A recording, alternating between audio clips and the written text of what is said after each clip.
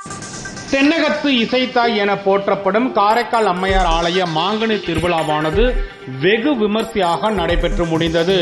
பிச்சாண்டவர் அமுதுபடையலுடன் நடைபெற்று முடிந்த இவ்விழாவில் இசைக்கலைஞர்கள் காரைக்கால் அம்மையார் ஆலய கலையரங்கில் இசை நிகழ்ச்சிகளை நடத்தி வருகின்றனர்.